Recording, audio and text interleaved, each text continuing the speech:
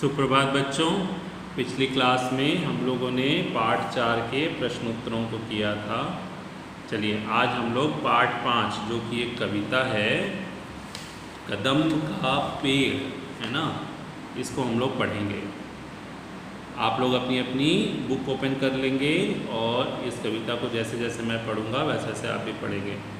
ये कविता सुभद्रा कुमारी चौहान, एक जो बहुत बड़ी कवियत्री थी, उन्होंने लिखी है और उन्होंने एक माँ और बच्चे के प्यार को दिखाने की कोशिश की है। देखो कितनी सुंदर कहानी है, कविता है। मैं पढ़ता हूँ। कदम के पेड़ के बारे में पहले जान लो। यमुना जी के, वो जब भगवान कृष्ण थे तो यमुना जी के किनारे एक कदम का पेड़ हुआ करता था और भगवान उस पर बैठ करके हमेशा बांसुरी बजाया करते थे। कदम एक फल होता है, खट्टा खट्टा, है ना। चलिए हम लोग कविता पढ़ते हैं। यह कदम का पेड़ अगर माँ होता यमुना तीरे, तीरे मतलब किनारे, यमुना जी के किनारे। यह कदम का पेड़ अगर माँ होता यमुना तीरे, माँ अगर ये कदम का पेड़ यमुना जी के किनारे होता, मैं भी उस पर बैठ कन्हैया बनता धीरे धीरे, और मैं भी उस पर कन्हैया की तरह बैठ जाता, बन जाता, उनकी कन्हैया की तरह बनता बैठता।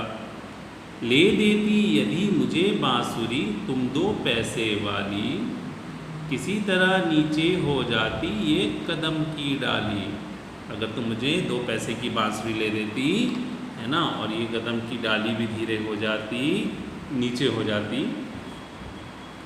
तुम्हें नहीं कुछ कहता पर मैं चुपके चुपके आता, उस नीची डाली से अम्मा ऊंचे पर चढ़ जाता। तुम्हें परेशान नहीं कर, तुम्हें कुछ नहीं कहता, मैं चुपचाप से चुपके चुपके आ करके उस नीची डाली से चढ़कर ऊपर पेड़ पर बैठ जाता। वहीं बैठ फिर बड़े मज़े से मैं बांसुरी बजाता, अम्मा अम्मा कह बंसी के स्वर में तुम्हें बुलाता। और फिर मैं ऊपर वहीं पर बैठ करके बांसुरी बजाता, है ना, और अम्मा अम्मा कहकर मैं तुम्हें बुलाता। बांसुरी में से, बांसुरी की आवाज़ ऐसे निकलती जैसे वो अम्मा अम्मा कहकर तुम्हें पुकार रही है। सुन मेरी बंसी को माँ तुम इतनी खुश हो जाती, मुझे देखने काम छोड़कर तुम बाहर तकाती। बांसुरी की आवाज़ सुनकर तुम खुश हो जाती और अपने काम धाम छोड़कर मुझे देखने आती। देखो कितनी सरल भाषा में लिखी है कविता, बहुत समझ में आ रही है, कितनी ईजी से ना। तुमको आता देख बांसुरी रख मैं चुप हो जाता, पत्तों में छिपकर धीरे से फिर बांसुरी बजाता। तुमको आकर देखते ही मैं पत्तों में छुप जाता और बांसुरी बजाना छोड़ता, फिर अचानक धीरे से बजाता। गुस्सा होकर मुझे डांटती, कहती नीचे आ जा, पर जब मैं ना उतरता हंसकर कहती मुन्ना राजा। तो मुझे डांटती, बोलती नीचे आओ, लेकिन मैं नहीं आता, तब भी तुम मुझे देख के मुस्कुराती, मुन्ना राजा बोलती प्यार से।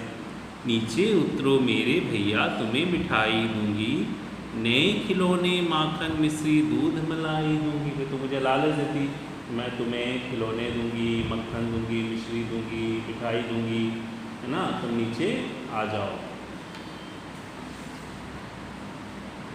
मैं हंसकर सबसे ऊपर की टहनी पर चढ़ जाता, एक बार माँ कह पत्तों में वहीं कहीं छिप जाता। लेकिन मैं नीचे नहीं आता, मैं हंसता हुआ और ऊपर चढ़ता और माँ कह करके पत्तों में छुप जाता। बहुत बुलाने पर भी माँ जब मैं ना उतर कर आता, तब माँ का हृदय बहुत विकल हो जाता।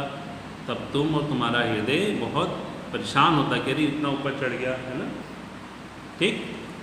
तुम आंचल पसार कर अम्मा वहीं पेड़ के नीचे ईश्वर से कुछ विनती करती बैठी अँखें नीचे।